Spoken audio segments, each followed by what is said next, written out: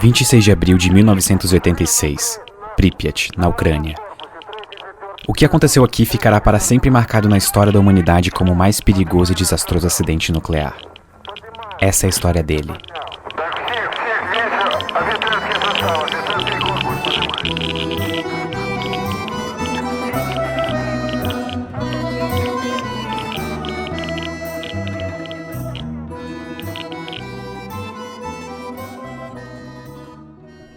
Em 1970, a usina nuclear Vladimir Ilyich Lenin, popularmente conhecida como Chernobyl, começou a ser construída.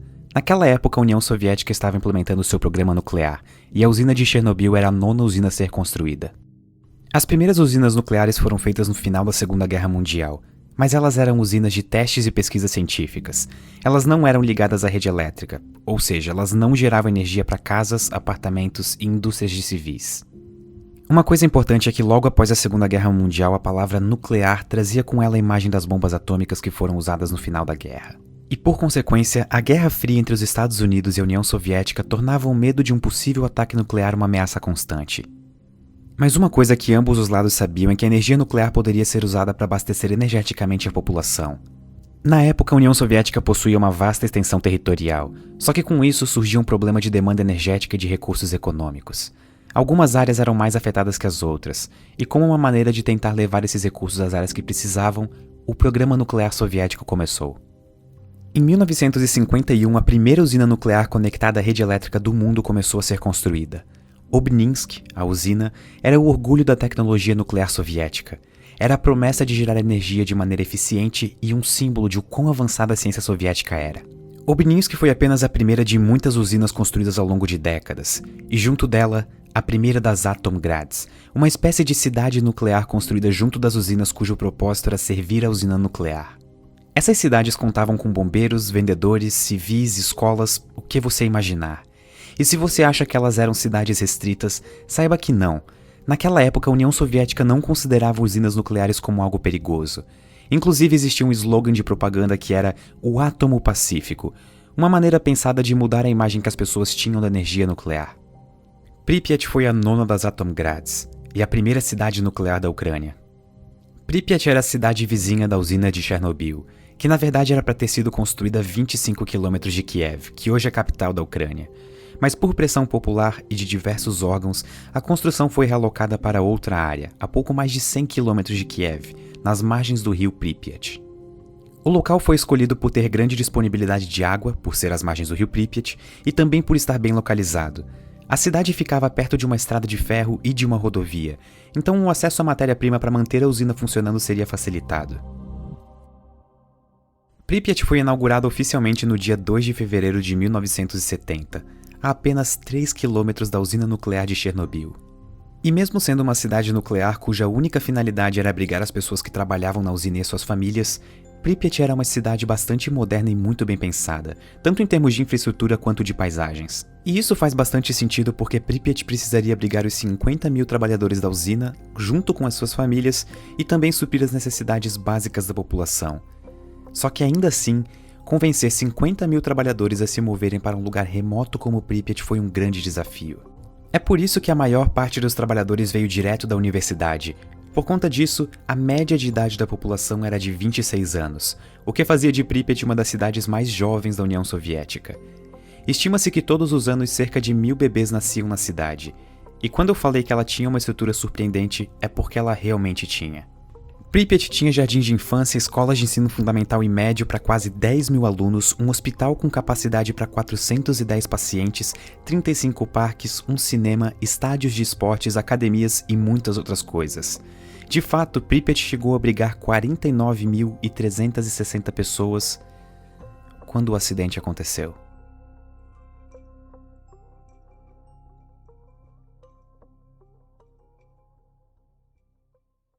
Só existe uma coisa pior do que um acidente nuclear. Um acidente nuclear evitável. A usina de Chernobyl usava um novo tipo de reator nuclear desenvolvido na União Soviética, o RBMK. Os reatores RBMK eram considerados bons na época por alguns motivos. Primeiro, eles eram extremamente baratos de serem construídos, o que permitia que eles fossem montados em série, e isso acelerava a expansão do programa nuclear soviético como um todo. Segundo, eles poderiam servir não só como um gerador de energia elétrica, mas também como uma usina de produção de plutônio, que é um subproduto da operação de um desses reatores. O plutônio então poderia ser utilizado para projetos militares e até para fazer armamentos nucleares. Sendo eficiente financeiramente, possível de construir vários rapidamente e ainda usar como matéria-prima para armamentos nucleares no meio da Guerra Fria, fizeram dos RBMKs os reatores escolhidos pelo programa nuclear soviético. Mas eles tinham alguns problemas. Pensem em usinas nucleares como grandes máquinas a vapor. O funcionamento básico de uma é o seguinte: você tem o núcleo do reator, que é composto pelo combustível nuclear. Geralmente é urânio, como no caso de Chernobyl.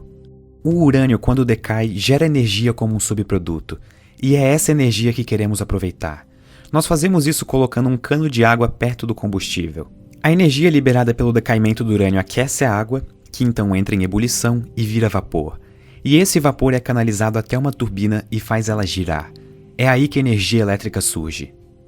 Você pode então canalizar esse vapor, resfriar ele até ele voltar a ser água líquida e repetir todo o processo. Enquanto o urânio no núcleo do reator estiver fissionando, ele vai continuar aquecendo a água, e é esse processo que aproveitamos para gerar energia com usinas nucleares. Na sua essência, a diferença entre usinas nucleares e usinas termoelétricas de carvão, por exemplo, é que ao invés de queimar carvão para gerar energia, você está usando o decaimento dos átomos de urânio. Mas um detalhe importante que torna muito mais complexo operar uma usina nuclear é a necessidade de um moderador e hastes de controle.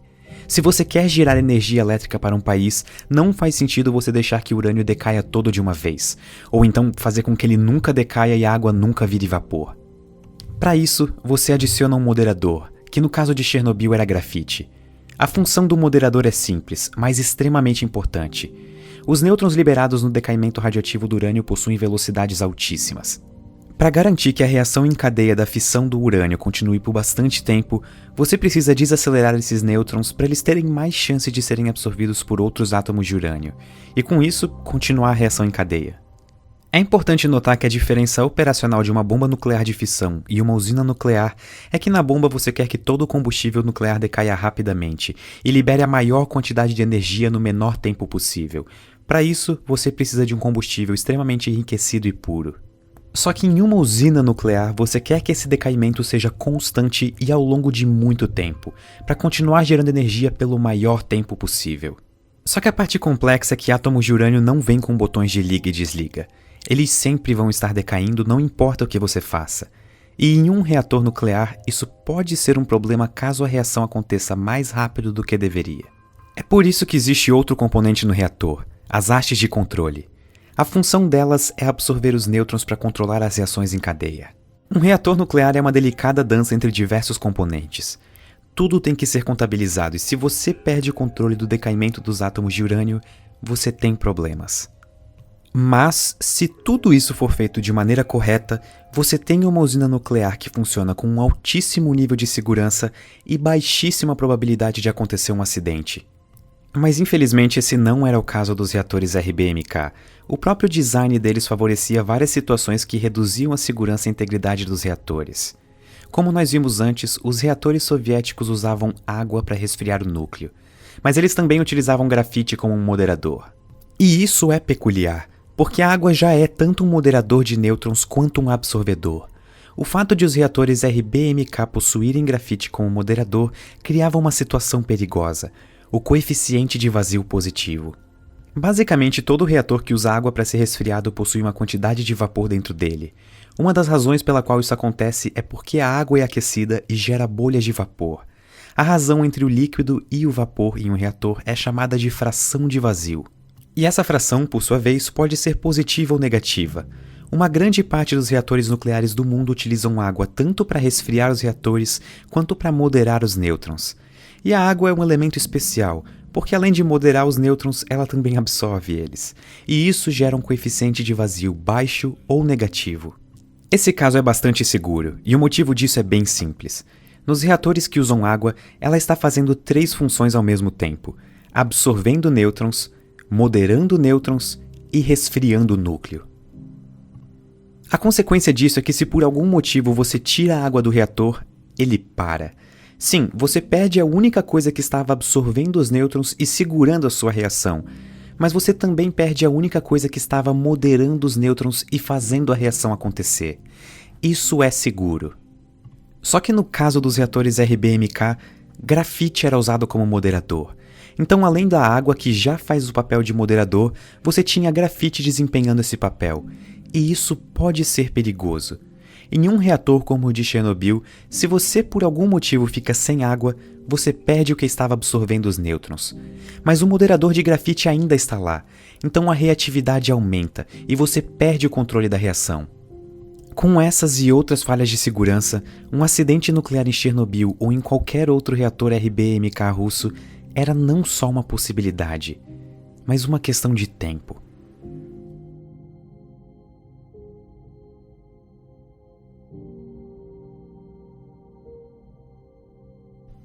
À 1h da madrugada, o reator número 4 da usina nuclear de Chernobyl estava operando normalmente. Um teste de segurança estava marcado para acontecer, coincidindo com o dia em que o reator número 4 seria desligado para manutenção. A intenção do teste era verificar como o reator operaria em uma situação de emergência. A situação era o seguinte: reatores RBMK precisam de água para serem resfriados. No caso do reator número 4, 28 mil litros por hora. Essa água toda era bombeada por bombas de água, mas elas precisam de eletricidade para funcionar, que curiosamente era alimentada pelo próprio reator. Então, se ele parasse de funcionar ou houvesse alguma situação emergencial em que a energia elétrica fosse perdida, a usina tinha 3 geradores de diesel à disposição. O problema é que esses geradores levavam de 60 a 75 segundos para atingir a velocidade total necessária para fazer as bombas de água funcionarem. Isso significa que em uma emergência os reatores ficariam praticamente 1 minuto sem água, o que seria desastroso. Isso era um risco de segurança inaceitável. A solução encontrada foi usar a turbina que, quando o reator fosse desligado, ainda estaria girando por causa do vapor de água que ainda estaria sendo formado no núcleo. Essa turbina, teoricamente, poderia fornecer 45 segundos de eletricidade para as bombas de água, mas isso nunca havia sido testado. Então, para realizar o teste, os operadores começaram a diminuir aos poucos a potência do reator. Às 13h05, 12 horas depois do início do processo, o reator estava operando com 50% da potência normal. Às 14 horas, a última redução na potência seria feita e o teste começaria, deixando o reator operando a 30% da capacidade normal. Mas inesperadamente, os controladores da rede elétrica em Kiev pediram para o teste ser interrompido porque haveria uma alta demanda energética e, portanto, o reator precisaria estar funcionando.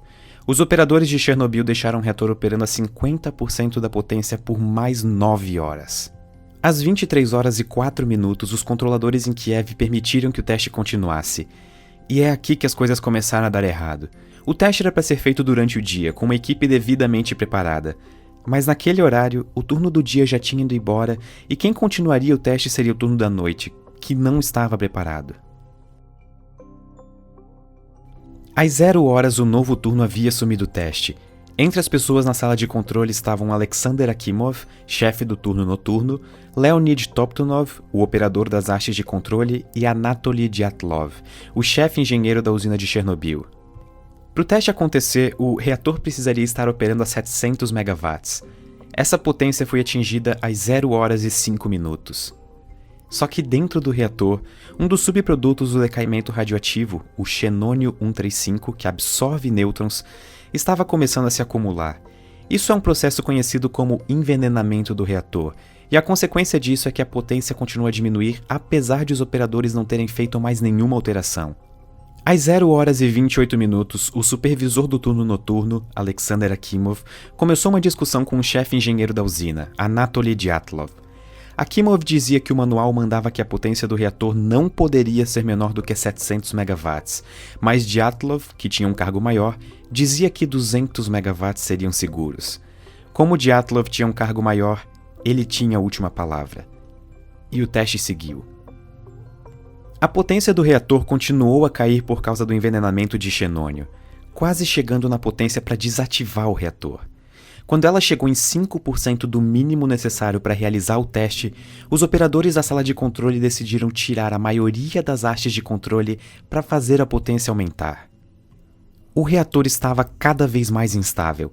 Apesar de eles terem conseguido novamente atingir a potência de 200 megawatts, o envenenamento por xenônio estava cada vez maior. À 1h21 da manhã, um dos trabalhadores que estava próximo ao reator notou que a tampa das hastes de controle estavam pulando sem parar em cima do reator. Detalhe: cada uma dessas tampas pesava 350 kg. Com quase todas das 211 hastes de controle removidas do núcleo do reator, o teste começou à 1 da manhã, 23 minutos e 4 segundos.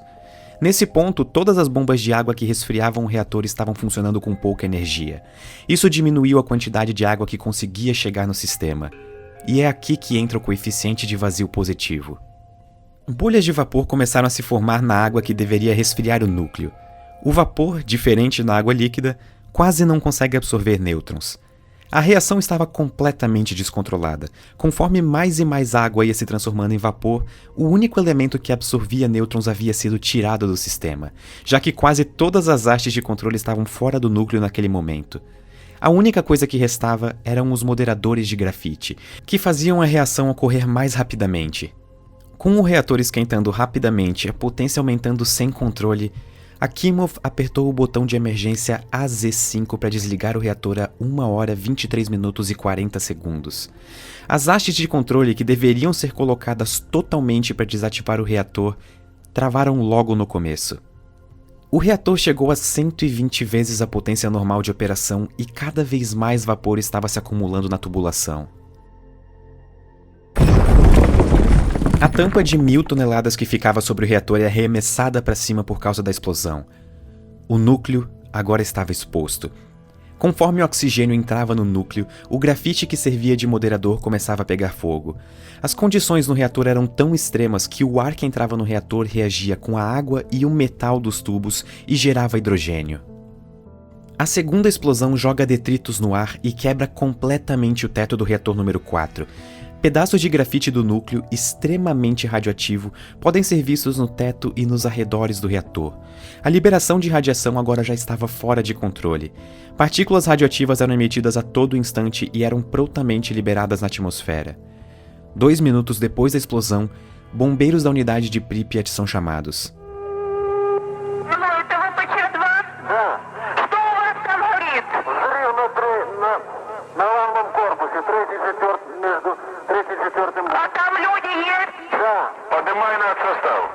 Um dos primeiros bombeiros a chegar no local foi Vassily Ignatenko. De acordo com a sua esposa, Lyudmila Ignatenko, os bombeiros foram chamados sem saber exatamente qual era o tipo do acidente que havia acontecido na usina. Sem nenhum tipo de proteção especial, muitos dos bombeiros lutavam bravamente contra o fogo, muitas vezes chutando blocos de grafite extremamente radioativos que estavam espalhados pelo chão ao redor da usina. Aproximadamente às 6h35 da manhã do dia 26, os focos de incêndio já estavam controlados, com exceção do reator 4, que continuaria pegando fogo por vários dias. Nesse ponto, pelo menos 186 bombeiros haviam sido chamados. Ainda pela manhã, os bombeiros foram levados ao hospital local de Pripyat, com sintomas de síndrome aguda da radiação. Mesmo sendo uma cidade cujo propósito era servir a usina de Chernobyl, Pripyat não tinha como atender a todos aqueles bombeiros e pessoas. As roupas que eles usaram estavam contaminadas e emitiam grandes doses de radiação. Elas foram tiradas e jogadas no subsolo do hospital, e elas continuam radioativas até hoje. Durante a noite, eles foram levados para o hospital número 6 em Moscou, um hospital especializado em radiologia. Radiação é invisível, não tem gosto, não tem cheiro e não emite som.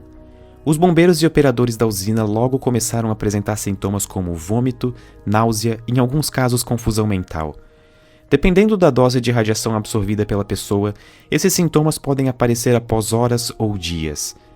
No caso de alguns bombeiros e operadores de Chernobyl, isso aconteceu em minutos. O problema acontece por causa da radiação ionizante. Ela consegue tirar elétrons dos átomos, e uma das consequências disso é a alteração do DNA das células. Como resultado, elas não conseguem mais funcionar corretamente. As proteínas necessárias para o funcionamento das suas células param de ser sintetizadas. As células que compõem o seu corpo começam a morrer. A Lyudmila Ignatenko conta que, ao chegar no hospital número 6 em Moscou, ela ficou surpresa com a condição do marido, Vassily Ignatenko. Ele parecia estar bem, como se até estivesse melhorando e saudável. Mas infelizmente, ele e os outros bombeiros estavam na fase latente da síndrome aguda da radiação. Apesar de parecerem estar melhorando, dentro dos seus corpos as células da medula óssea estavam morrendo. Com isso, o seu corpo para de produzir as células do sangue, entre elas os glóbulos brancos que servem como a nossa proteção contra infecções. Com um organismo extremamente debilitado e sistema imunológico praticamente inexistente, começa a próxima fase da síndrome aguda da radiação. Nela, os sintomas anteriores podem voltar: vômito, náusea. Mas o que realmente marca essa fase é que os últimos glóbulos brancos do seu sangue começam a morrer, e eles não são repostos porque a sua medula óssea não funciona mais. E sem plaquetas para ajudar na coagulação, o corpo começa a sofrer com hemorragias. O seu sistema digestivo para de funcionar, e você não consegue mais comer.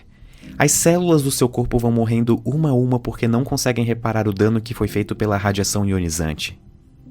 Em menos de 2 semanas, o dano irreparável que a radiação fez no corpo leva à morte do paciente.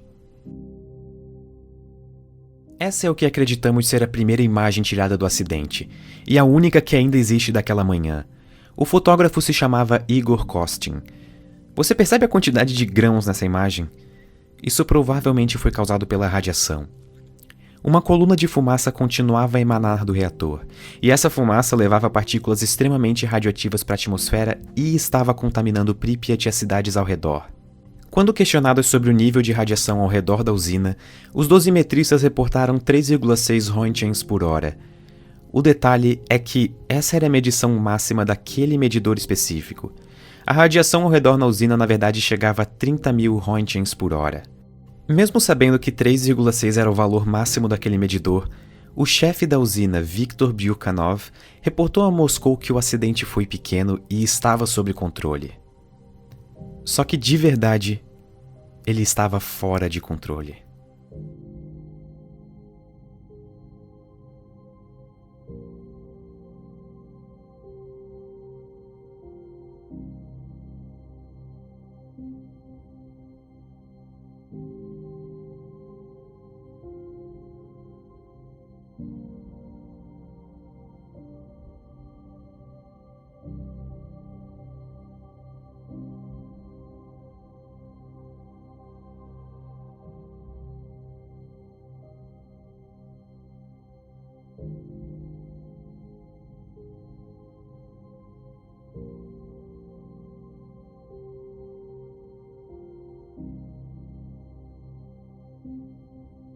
De acordo com as notas pessoais escritas por Nikolai Karpan, um dos homens que trabalhou na contenção do acidente, ainda na manhã do dia 26 as autoridades soviéticas já sabiam da dosagem de radiação na cidade e já poderiam ter evacuado a população.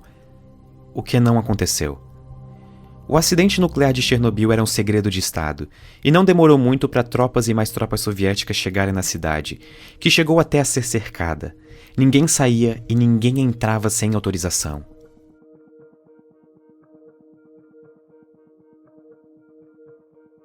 A evacuação só começou na tarde do dia 27 de abril, depois de as autoridades soviéticas não falarem nada para os residentes de Pripyat por praticamente 36 horas. Os habitantes de Pripyat foram instruídos a levarem apenas itens pessoais, já que a evacuação supostamente seria por apenas 2 ou 3 dias. Mais de 1.200 ônibus foram utilizados para evacuar algo entre 40 e 45 mil pessoas que estavam na cidade. Elas não sabiam, mas nunca mais voltariam para casa.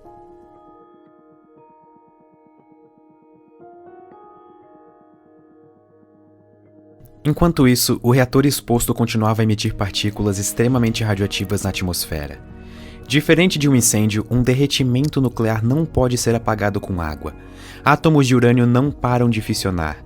A única maneira de impedir a reação em cadeia é colocando alguma coisa para absorver os nêutrons liberados. Às 10 da manhã do dia 27, um domingo, os primeiros helicópteros começaram a jogar uma mistura de areia e boro no reator exposto. O desafio era conseguir acertar o reator. Os pilotos não podiam sobrevoar ele por causa dos níveis de radiação.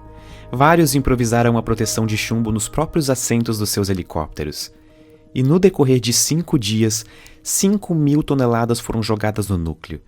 Infelizmente, a maior parte desse material não acertou o alvo, e o núcleo continuou a aquecer. Conforme o núcleo aquecia, a alta temperatura transformava concreto, urânio, areia e qualquer outra coisa que entrasse no caminho em córium, uma espécie de lava que na verdade é a mistura extremamente quente do que sobrou do núcleo derretido.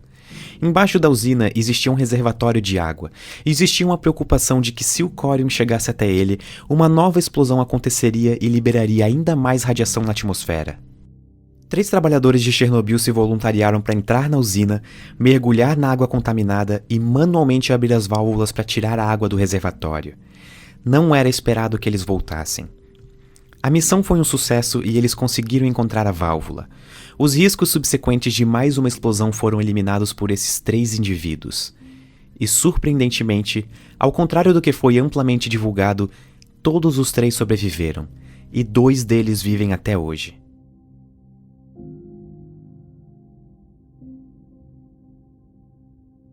Com o perigo imediato de novas explosões eliminado, ainda restava um problema: o núcleo do reator.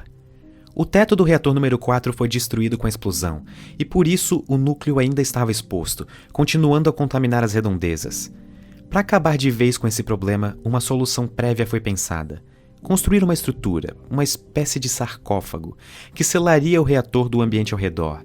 Mas para começar a construção, os arredores do reator ainda precisavam ser limpos para ficarem mais seguros para os trabalhadores. A explosão colocou aproximadamente 100 toneladas de detritos radioativos no teto da usina. A única maneira de tornar possível a construção do sarcófago seria limpando esses detritos antes.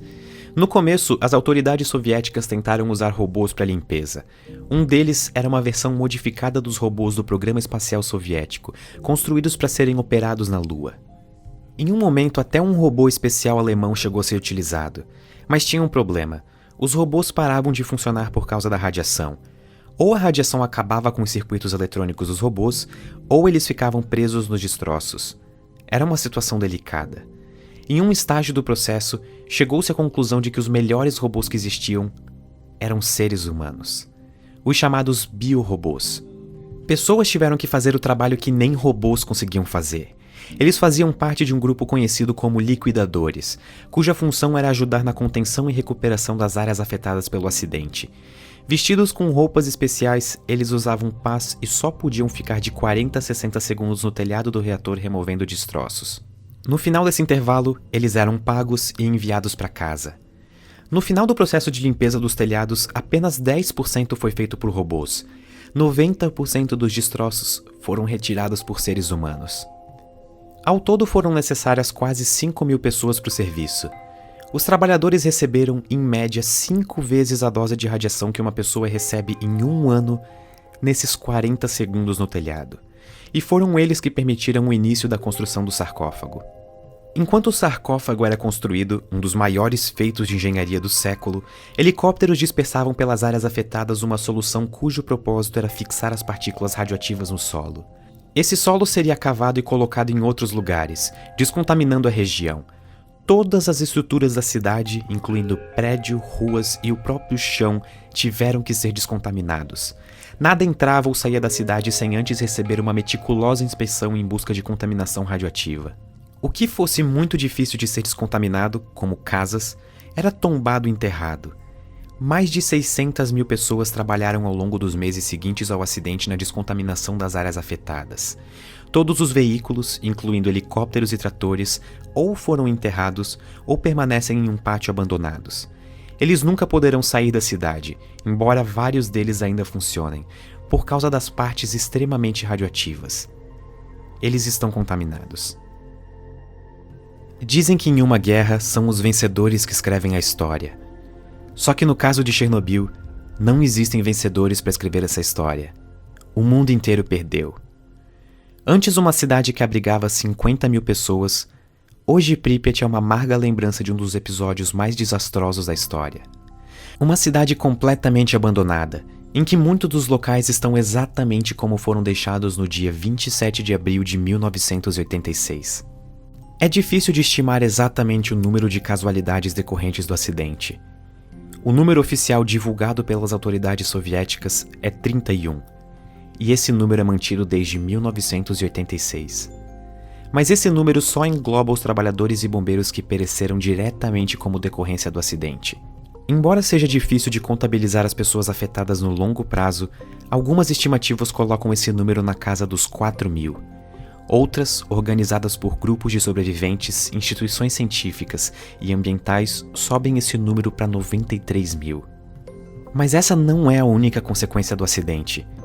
Existe um país pequeno chamado Bielorrússia, com uma população de 10 milhões de pessoas.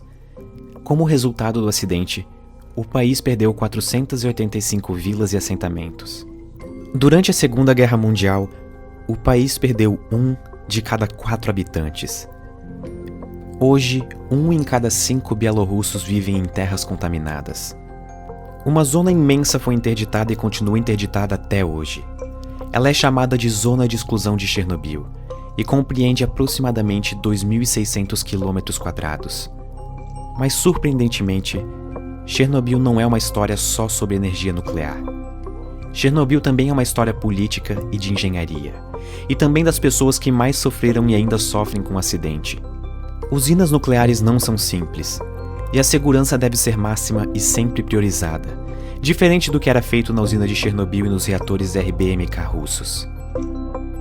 Pripyat é um testemunho perpétuo do preço que se paga quando não fazemos nada disso direito.